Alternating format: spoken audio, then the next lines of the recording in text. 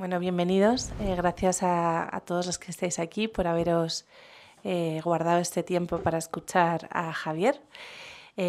Presento un poquito a Javier. Javier es docente del programa Aprendamos a Amar aquí en la Universidad Francisco de Vitoria.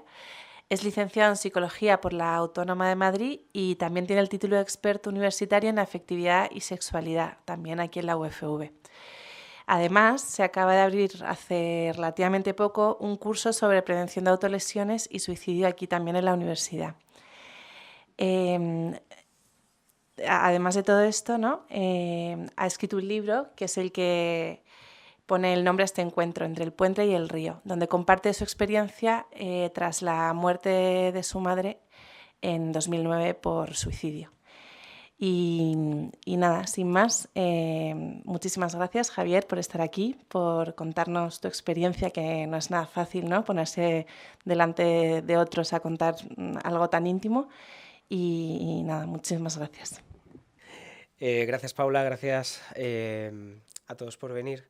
Hoy juego en casa porque pues la universidad es mi casa, aunque que yo vengo poco, pero siempre vengo para algo importante y algo bonito. Y siempre me gusta, no por darme aires de grandeza, que si se me va a presentar, pues al menos poner una foto bonita de mi familia.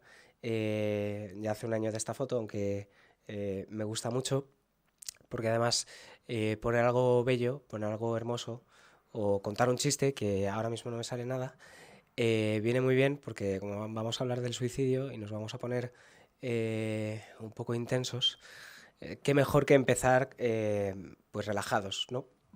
Y, y relajados pues para abordar un tema del que se pueden tener cifras y nos pueden asustar las cifras, no vengo a hablar de cifras, pero por dejaros un dato, en el último año del que se tiene constancia a nivel estadístico, más de 4.200 personas se suicidaron en España. Es la primera causa de muerte entre jóvenes de 15 y 29 años, entre los que el público que me escucha ahora mismo está, yo ya no. Pero como decía, no vengo a hablar de datos, vengo a hablar de personas, porque cada dato es una persona y cada persona tiene su historia y tiene su familia. También yo, por eso vamos a empezar hablando de mamá. Escribió Begoña Abad, que no la conozco, un poema precioso que me gusta mucho. No sé si te lo he dicho, mi madre es pequeña y tiene que ponerse de puntillas para besarme. Hace años yo me empinaba, supongo, para robarle un beso. Nos hemos pasado la vida estirándonos y agachándonos para buscar la medida exacta donde poder querernos.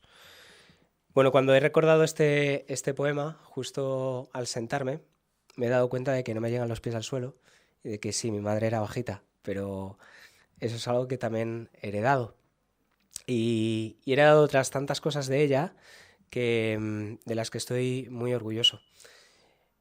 Pero hay algo más allá de la herencia, que es la propia historia y de la que tengo que hablar, porque podría decir, ojalá pudiese decir que mi madre pues está en su casa, vamos a verla de vez en cuando, está encantada con mi hijo, está encantada con su familia, con mi hermano, pero mi madre murió.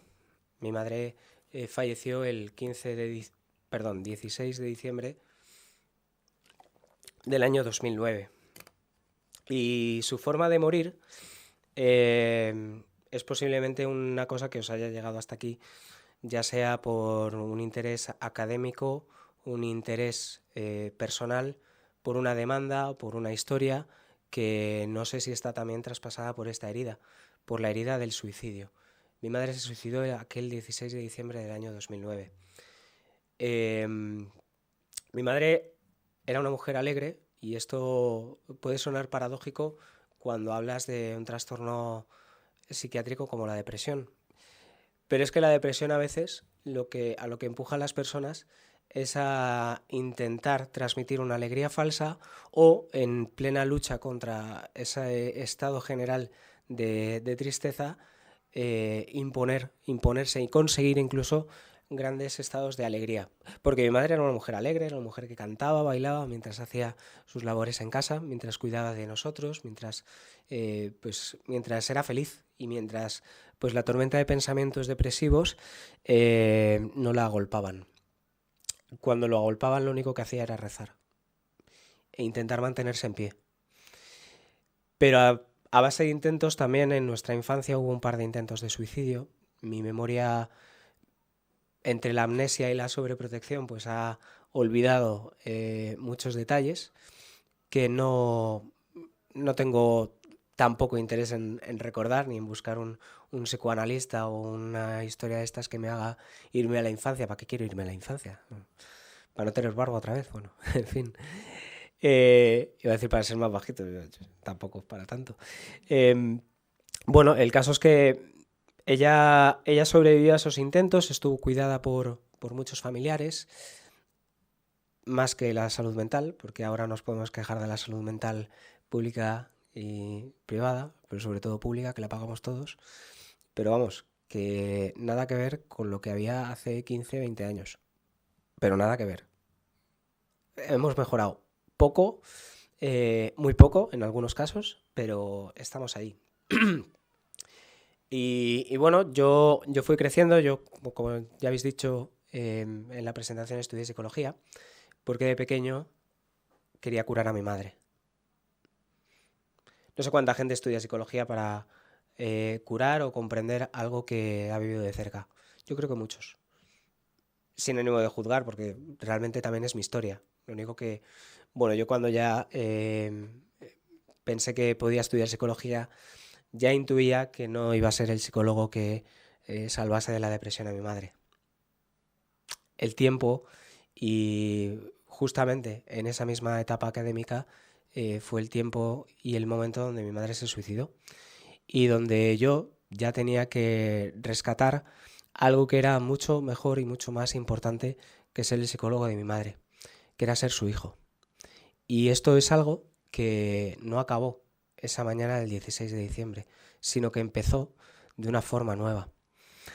Y una forma nueva en la que, pues, el lema de este mes del sufrimiento, que a mucha gente le suena mal, ¿y si no vuelvo a ser feliz? Para mí la pregunta, ¿y si no vuelvo a ser feliz? Cuando la leí, clamaba ante mis ojos la realidad de que ante el suicidio de mi madre no había pregunta, había respuesta, no. ¿Cómo voy a ser feliz? ¿Cómo va a salir el sol? De todas las cosas que recuerdo del 16 de diciembre del 2009, es que no hubo sol. No hubo sol, pero estaba detrás de las nubes. Ahora, atravesar las nubes era fundamental. Fundamental porque esta pregunta de ¿y si no vuelvo a ser feliz? No es solo la respuesta de mucha gente que sufre, sino también la tentación de que incluso cuando vuelves a ser feliz no te quieres dar derecho a ello. Hay, especialmente en duelos complejos como el suicidio, la sombra de la culpa. Y una culpa que atenaza de tal manera que ni siquiera el gozo, ni siquiera una satisfacción personal parece que merezca ser vivida bien, parece que merezca ser disfrutada. No merezco vivir así, o sí, pero no quiero. Cuando incluso el deseo de ser feliz duele, es cuando pues se tiene uno que replantear la vida.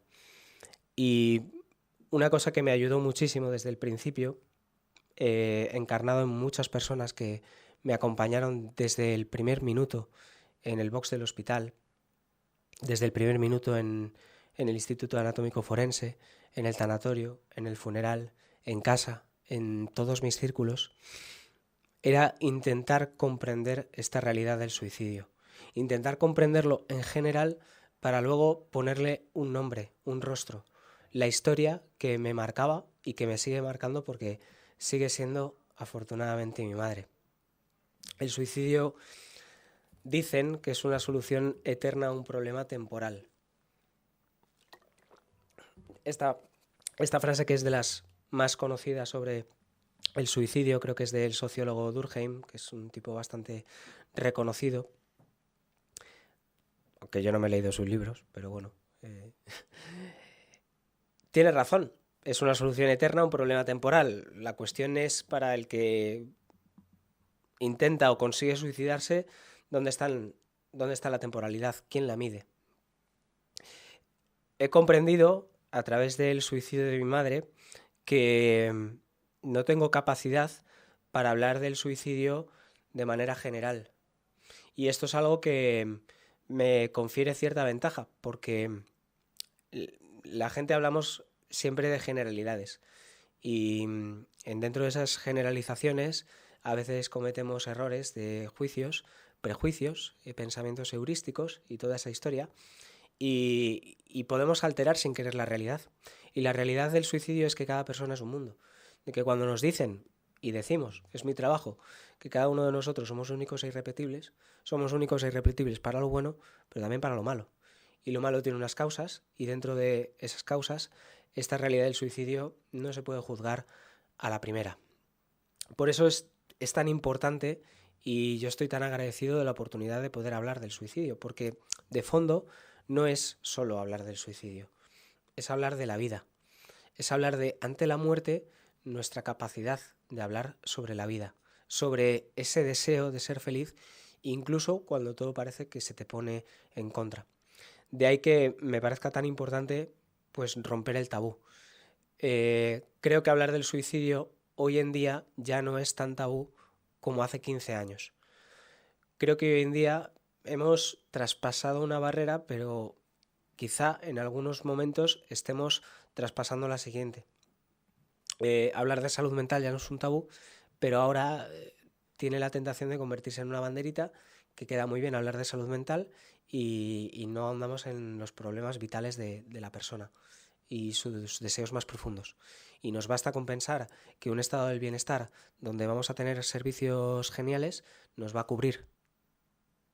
Y no es verdad. Y tener la última versión del iPhone nos va a cubrir. Y no es verdad. Y tener una carrera, 3 másters, un cochazo grande y una hipoteca pequeña nos va a cubrir. Y no es verdad. Y no es verdad, y lo estamos viendo. Por eso, hablar del suicidio sigue siendo y tiene que seguir siendo un pequeño pellizco, una colleja en la sociedad y en cada uno de nosotros. ¿Por qué la gente se suicida? Esto siempre teniendo en cuenta que detrás del tabú puede haber un miedo, una vergüenza, una incomprensión y también una culpa. Por eso, cada superviviente que habla, desde su punto de vista, tiene que ser respetado. Otra cosa es que lo que diga tenga cierta coherencia o no, pero el duelo es bastante complejo.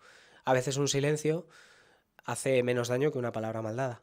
Por eso es tan importante ese respeto a los supervivientes, pero esa llamada de atención, porque hablar puede salvar vidas. Y hablar del suicidio y normalizar, que no es bendecir, el hecho de que el suicidio se produzca puede ayudar a salvar más vidas que no mirar para otro lado y dejar que la gente se muera. Por eso yo siempre parto de mi propio testimonio, porque aunque a nivel académico pueda tener un valor, lo más importante es lo personal. Y lo más importante fue comprender, justamente hasta el día de hoy, porque ha sido una constante, que el hablar de mi propia herida pues podría acompañar a otros. Y hablar de mi propia experiencia con el duelo podría interpelar a la forma de vivir el sufrimiento, a la llamada plantearnos esto. Me gusta, me ha acompañado durante mucho tiempo pensar en el duelo como caminar bajo la niebla. No sé si habéis hecho el Camino de Santiago o habéis hecho alguna peregrinación o habéis hecho alguna ruta de montaña en medio de la niebla. Coges piedras, coges barro, tropiezas, no sabes a dónde tirar, buscas en Google Maps o la brújula para los que sean un poco mayores, estás perdido. Estás perdido y como vayas un poquito despistado, empiezas a dar rodeos, a no saber por dónde te viene el aire, el agua. Al final, una de las cosas que tiene el duelo por suicidio que lo hacen tan complejo es la culpa. No había tanta pregunta sobre si iba a ser feliz. En ese momento, los primeros momentos, días, semanas, no me planteaba ser feliz, sabía que no iba a ser feliz. O por lo menos me planteaba esto como una dificultad grande. Las preguntas respecto al suicidio siempre tienen que ver por qué lo hiciste, por qué lo hizo, por qué no pude evitarlo. Y estas preguntas que se rumian y se mastican y se vuelven a tragar y se vomitan y se vuelven a comer, se pueden transformar, aunque no fue, gracias a Dios, mi caso, en una herida todavía más grande. Normalmente le echamos la culpa de las cosas a agentes externos. De nuestro sufrimiento podemos siempre tener la tentación de culpar a otro. Me has suspendido. Te has suspendido tú, pero ¿a qué queda mejor que decir es que me he tocado las narices a dos manos? O como cuando pierde tu equipo, han perdido, y cuando han ganado, pues hemos ganado. Cuando hablamos del sufrimiento y cuando hablamos incluso de la muerte, de todas las muertes podemos sacar culpables. Maldito cáncer, aunque el cáncer no tenga patas. Maldito, bueno, podemos pensar en culpables si ha habido un accidente de tráfico, una muerte violenta en la que ha habido terceras personas. Pero claro, cuando el agresor y la víctima son el mismo, la culpa duele. La culpa duele cuando se dirige a la propia persona que se ha suicidado y transforma el amor que le tenías a un odio y a un rencor que te puede acompañar durante demasiado tiempo. Pero no solo a la persona que se ha suicidado la que no te va a poder responder a tantas preguntas que se te amontonan. Es también la culpa hacia otras personas. ¿Dónde estaba mi padre? ¿Dónde estaba mi hermano? ¿Dónde estaba el médico? ¿El psiquiatra? ¿Dónde estaba Dios? ¿Y dónde estaba yo? Porque yo estaba durmiendo. Entonces, el despertar a esta terrible sensación de la culpa es despertar en ese precisamente momento de oscuridad y niebla. Una niebla que no te hace ver una realidad que también es dolorosa, porque la realidad no es simplemente que no fue culpa de nadie, porque nos puede, y para muchas cosas en la vida nos puede pasar, que prefiramos echarle la culpa a alguien de lo que nos pasa. El último retraso en cercanías, ¿de quién era la culpa? Te gusta echarle la culpa porque tienes que entretenerte mientras el tren despeja el camino. Por cierto, en los trenes cuando hay retrasos muchas veces es por arrollamiento de personas que se han suicidado. Y uno a veces tiene que escuchar comentarios en los vagones bastante desacertados. Como que se busque otro sitio para suicidarse, donde no moleste. Donde el hecho en sí que nos preocupa, entre comillas, pues que no nos toque demasiado.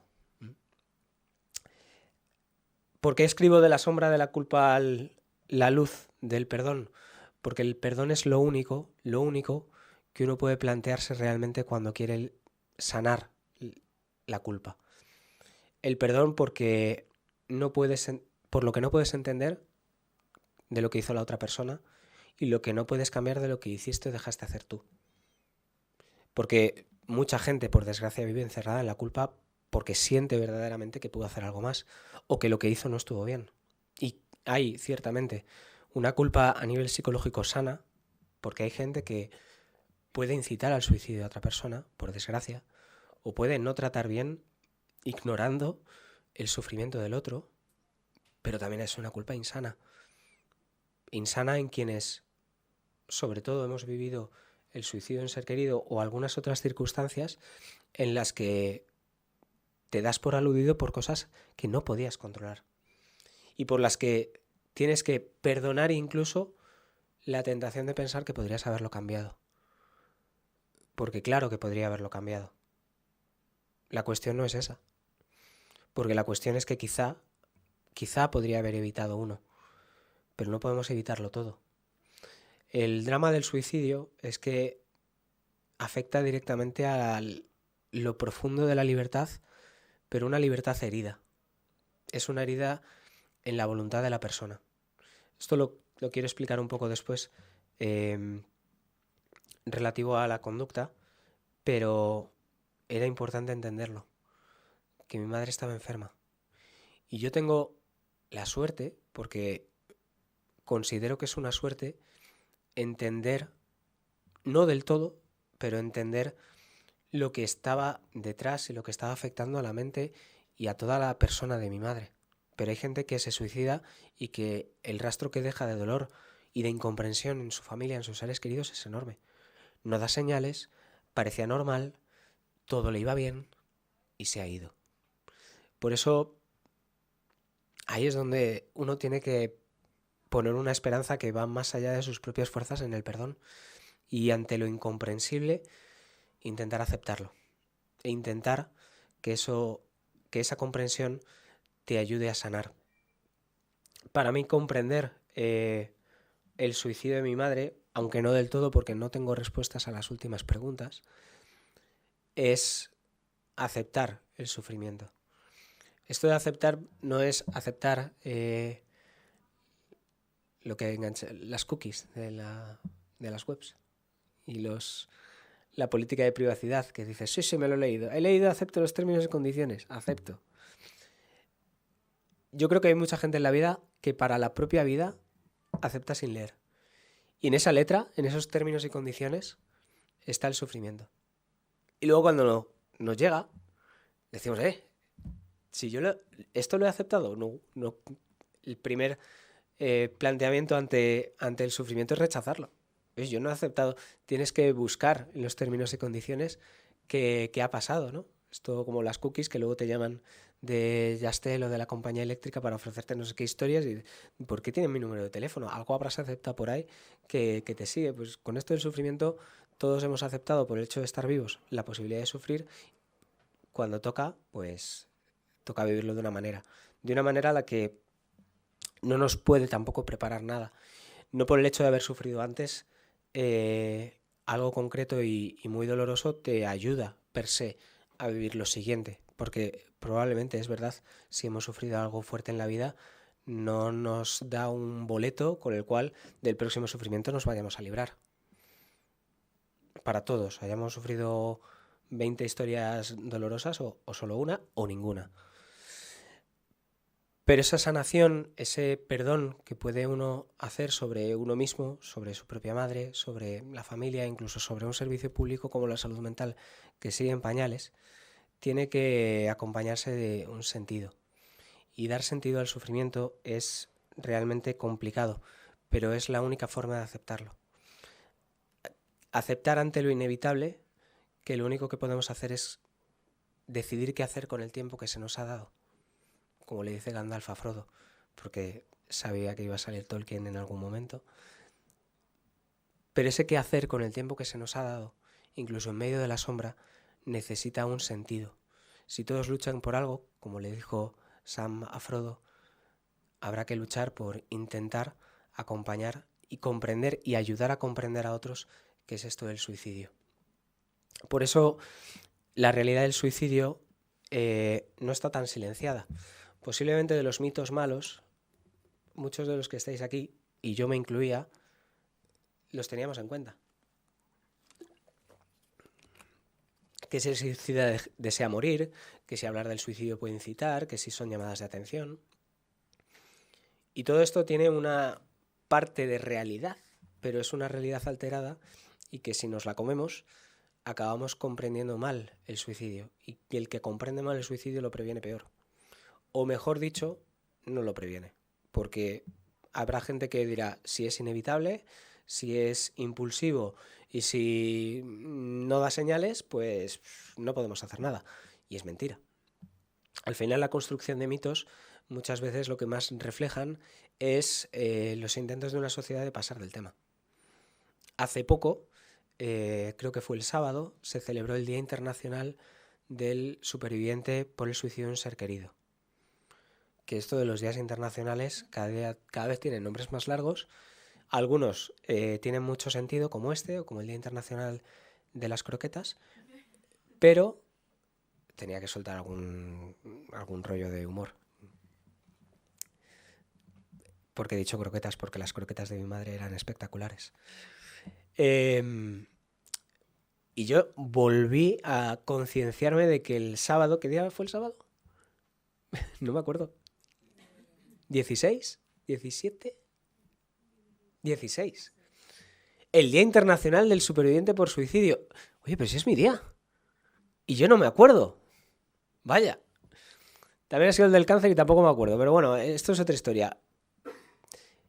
¿Se han acordado las autoridades públicas? ¿Habéis visto algún político hablar de los supervivientes del suicidio? Nadie. No damos votos. No interesa. Y a lo mejor si acaso te saltan con que, bueno, es que hablar del suicidio es delicado porque puedes incitar. ¿Hay periodistas futuros en la sala? ¿No? Pues muy mal. Aunque tengo conciencia de que aquí en periodismo se habla de la capacidad que puede tener el periodismo para prevenir el suicidio. Y lo hacen muy bien. Y no es que lo hacen muy bien porque me sacan en un vídeo, que lo hacen muy bien porque están concienciados de la problemática del suicidio y la capacidad que tiene el periodismo para ayudar a transmitir prevención y comprensión del problema. Por eso tenemos que ir más allá de estos mitos malos. Y hablar de que la persona que se suicida, que no simplemente el suicida, que queda muy feo, porque podemos diferenciar persona y acto, lo que más busca de fondo es dejar de sufrir o intentar sufrir de otra manera. La desesperación es tal, lo que nos tiene que mover a la comprensión es pensar que precisamente está sufriendo tanto que ni su vida tiene sentido. No es una llamada a pensar que es cobarde, ni valiente, porque esos son juicios que no nos corresponden a nosotros hacer. Lo que nos corresponde hacer es intentar entender qué peticiones de ayuda se tienen y cómo podemos acompañarlas. Si es que tenemos que acompañarlas, porque a lo mejor lo único que tenemos que hacer es decir, oye, mira, pues el CAIF está en este mismo módulo, aquí al ladito, de hecho. Y yo te acompaño, voy contigo. No te preocupes. Son gente maja. No estoy haciendo publicidad gratuita. Trabajo en el mismo instituto, así que esto no va simplemente en un cargo académico que diga, mira, vamos a poner al servicio de los alumnos de la UFV esto. Está para proteger algo que es nuestra vida, que es valiosa. Por eso, si la conducta suicida es multicausal, podemos intentar comprenderla. Aunque luego dentro de cada uno de nosotros, si tenemos una historia cercana, la podemos personalizar más o menos. He dicho antes que cada suicidio es de una persona única e irrepetible y que comprender al 100% no nos toca a nosotros siquiera, porque no comprendemos toda la vida, ni siquiera comprendemos toda nuestra vida, que es, como dice una amiga, como el tráiler de una película que imagino, espero, entiendo, que algún día conozcamos el final. Si hablamos de la persona y sus dimensiones, podemos hablar de que hay dimensiones que pueden ser afectadas y que pueden afectar a una posible conducta suicida, que pueden tener que ver con factores biológicos, como la falta de serotonina, como las enfermedades graves, como las enfermedades crónicas incurables, degenerativas, como las enfermedades que provocan un infierno de dolor físico. Eso puede alterar mental y emocionalmente a la persona, aunque solo sea este inicio que sea simplemente físico, porque no todo te lo cura el ibuprofeno y no todo a veces se cura con pastillas. Evidentemente, detrás de muchísimos casos de suicidio hay un trastorno mental, no en todos, no solo por la falta de diagnóstico, sino porque a veces el DSM-5, no sé si hay psicólogos futuros en la sala, no llega. Y no llega el diagnóstico o no llega la propia capacidad de la persona para decir voy a pedir ayuda. Entras en pensamientos de túnel, de desesperación, de que nada en la vida me agarra a ella y hay cierta impulsividad, sobre todo cuando la conducta se ejecuta en la adolescencia y la conducta suicida se decide en prácticamente hora y media. Y hay personas que viven bajo el peso de pensamientos suicidas que nunca se llevan a cabo, pero que están ahí como una especie de pozo de infelicidad, falta de sentido, heridas afectivas, lo que creamos, lo que cada uno pueda entender, y durante toda su vida no se llega a plantear el suicidio realmente, no llega a intentarlo hasta un momento de, digamos, donde la gota colma el vaso y donde ya no hay pozo, sino ya hay Pues iba a poner un ejemplo muy malo por lo que hemos visto en Valencia, pero algo que se desborda y se lleva todo por delante. Y ya no es simplemente ciudades, sino las propias personas, ¿no? Hay factores sociales de falta de apoyo social. Vivimos una época de hipercomunicación y cada vez más aislamiento, cada vez más soledad. No solo en personas jóvenes, porque rechazo la idea de que el suicidio sea preocupante solo porque es la primera causa de muerte entre jóvenes. También es una causa de muerte muy grave en personas entre 55 para adelante, entre 45 y 55 años. Especialmente es una conducta que afecta en este país al 75% de hombres. Quiero explicar bien el dato. En los últimos años, prácticamente el 75% de los suicidios han sido cometidos por hombres. Se puede estudiar por ahí también. O se puede intentar entender qué hay en este apoyo social o más bien en la falta de apoyo social. Y por supuesto que hay factores espirituales. Hay una falta de sentido vital. No para vivir acomodado, sino para vivir en circunstancias complicadas. O para intentar comprender o recibir un acompañamiento adecuado para poder vivir esas circunstancias lo mejor posible. Lo que dicen los expertos sobre todo es que el mayor factor de riesgo ha sido el intento previo y exista o no un trastorno mental, pero si existe, especialmente los trastornos del estado de ánimo, puede ser un riesgo mayor. Por eso, antes de seguir, o más bien, no sé cuánto tiempo tengo, puedo seguir un rato, pero creo que es importante tener claro qué se puede hacer, porque todos podemos hacer algo. A nivel técnico, digamos, y luego vamos a lo personal. Primero lo técnico y lo básico que tenemos que tener en cuenta es que el 112 existe y que dentro del 112, aunque como en todo puede fallar, hay gente debidamente preparada para atender personas en un riesgo de suicidio alto, medio o bajo, pero que necesiten de una intervención rápida. Y ante eso hay que acudir a ellos. Si estamos dentro del ámbito universitario, el CAIF de la universidad, los de aquí al lado, tienen establecidos protocolos y personal que también está preparado para acoger y acompañar no solo a la persona en riesgo de suicidio, sino a quien le acompañe. Y esto es importante porque a veces si nos ponemos en una situación donde encontramos a alguien que puede estar en riesgo, que está verbalizando ideas relacionadas con la muerte y con una muerte autoinfligida, nos podemos cargar con la idea de, tengo que solucionarlo todo. Y es mentira. A lo mejor lo único y enormemente valioso que puedes hacer es acompañar, es escuchar y acoger, no juzgar, comprender el porqué y ayudar a comprender el porqué, porque hay gente que sufre tanto que no es capaz de enlazar esa emoción dolorosa con la propia causa, que lo único que quiere es desaparecer, pero a la vez puede abrirse a aparecer o que la vida parezca un poco más agradable o un poco más esperanzada. Y hablando de la esperanza, el teléfono de la esperanza también puede funcionar. La cuestión del suicidio es algo que cuanto más te adentras, no es más peligroso, no es adentrarse en el abismo y que el abismo te devuelva la mirada, como decía Nietzsche, sino es casi todo lo contrario. Es entender que incluso dentro de esta conducta silenciada por la sociedad o tremendamente difícil de comprender, hay mucha gente que está trabajando en ello. Hay incluso aplicaciones móviles como Prevensweek. Existe Fundación Española para la Prevención del Suicidio, investigación a través de Red IPIS, Papágeno, Salud Mental España. Hay cosas. Esto es algo que a mí, la primera vez que vislumbré tantas cosas que había, me dio cierto rechazo, porque yo no había conocido nada. Porque hay tabú. El tabú lo que evita es precisamente que personas que sufren, aunque sea el suicidio de un ser querido, que hay muchísimas, puedan tener donde acudir, si lo necesitan.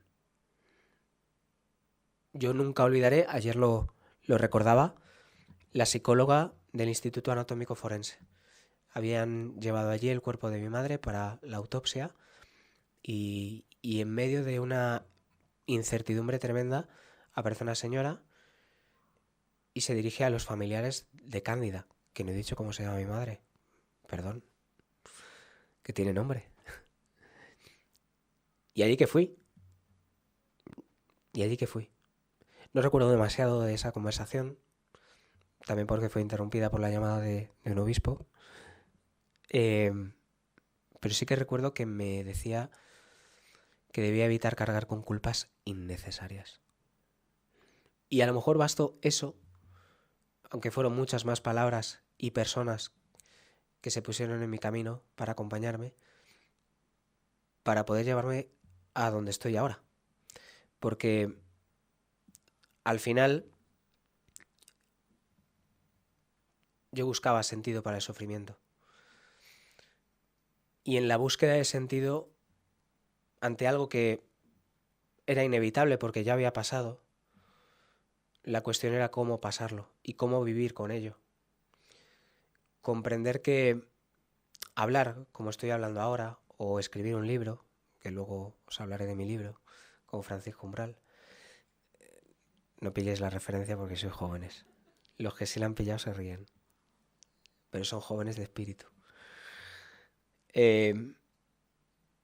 Ante eso y ante luego las oportunidades de dar testimonio e incluso participar en esto que se llama prevención del suicidio de una forma también académica, le ha dado sentido a ese sufrimiento.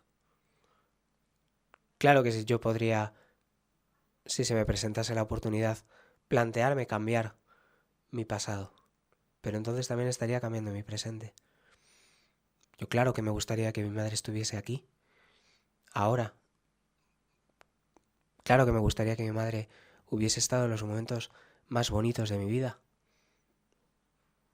los que he vivido sin ella, que no han dejado de ser bonitos. Mi boda, el nacimiento de mi hijo, aunque también tengo que estar ciertamente agradecido a no haberle hecho pasar malos ratos a mi madre cuando yo he estado gravemente enfermo, que recordaba antes con Paula.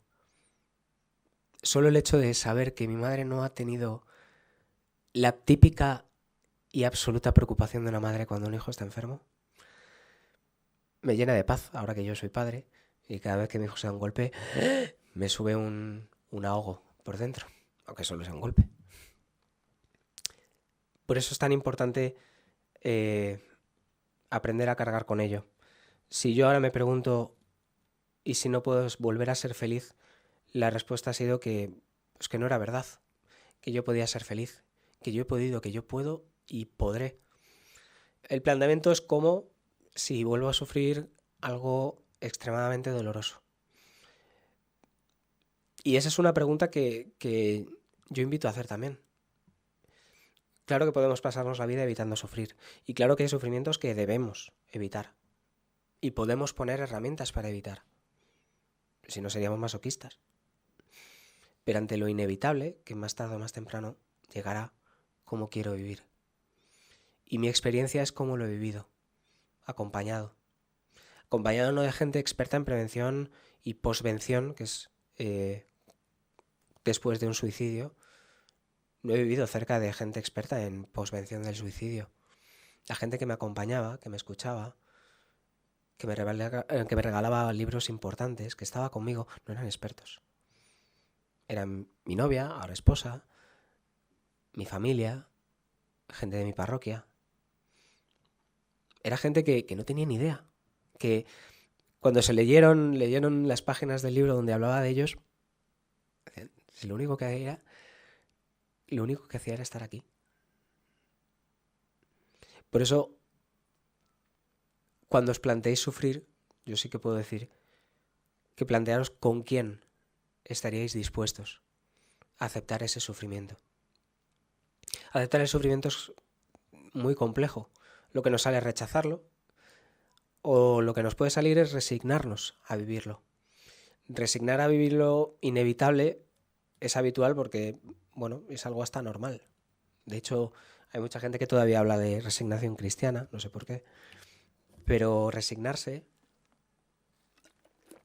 aunque pueda tener su utilidad de aceptación de la realidad, sí que tiene un peligro, y es que acabas arrastrando la realidad.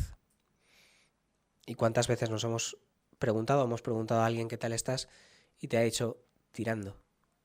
Pero tirando, tirando, tirando y arrastrando, que te va llevando barro, piedras, y la cruz o la mochila, como quieras verlo, se te va llenando y llenando y haciendo cada vez más pesado el viaje.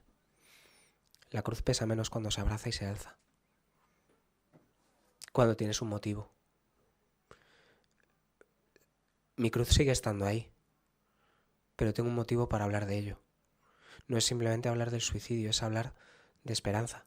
Por eso, bueno, hay muchas guías y estas están muy bien, pero por eso esa mirada de misericordia.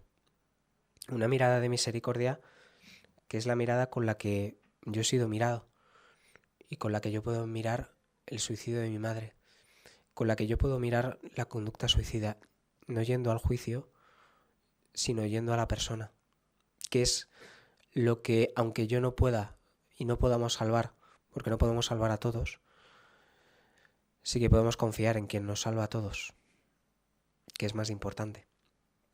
De ahí que, bueno, este libro, del que ya os hablarán un rato después, haya hecho tanto bien. No me he comprado ni coche, no me ha dado ni para comprarme un coche. Que la verdad no es un bestseller, no llegas a una librería y ves suicidio y ves al lado cómo hacer que te pasen cosas buenas y el suicidio. No sé, yo creo que también cogería el de las cosas buenas. Aunque seguro que a Marian le encantaría, la escritora, le encantaría escribir, y a mí también, cómo vivir las cosas malas. Que ese es el libro que nadie quiere escribir. Porque lo primero que dices es no vivirlas. Fin. Solo tiene un capítulo. Este libro, lo que más, la riqueza que más me ha dado ha sido la riqueza de poder compartir a través de mi testimonio y el de otras personas esa mirada. Y esa mirada que ha ayudado a sanar. Porque no nos damos cuenta, pero también nuestra vida, cuando es atravesada por las heridas y cuando es debidamente sanada, puede acompañar las heridas de otro. No es automático, porque primero tienes que estar tus heridas sanas. Si no hubiese sanado mis heridas con respecto al suicidio de mi madre, no habría escrito el libro, no estaría aquí, si acaso estaría estudiando, o quizás estaría en el CAIF, atendido por un duelo mal solucionado. Aunque el duelo en sí no se soluciona, se aprende a vivir con ello. De ahí que, pues, gracias a Dios haya podido ir más allá de un aprendizaje personal y haya podido poner sentido bajo esta misión, una mirada que es mía, pero que compartida está haciendo tanto bien. De ahí que, bueno, ya de paso, otra puya publicitaria, de ahí que desde hace algo más de un año tengamos en el Instituto de Desarrollo y Persona un pequeño y breve curso online sobre prevención de conducta autolesiva y suicida. Está dirigida hacia adolescentes, pero transmite bastantes ideas, sobre todo de cara a docentes y familia, para comprender un poco más, un poco mejor y poder ayudar. Esta ayuda, que es muy sencilla, por lo menos va abriendo camino. Y va abriendo camino pues como un puente en el cual pues todos podemos transitar e intentar ayudar a transitar de la mejor forma posible a todos los demás. Muchas gracias.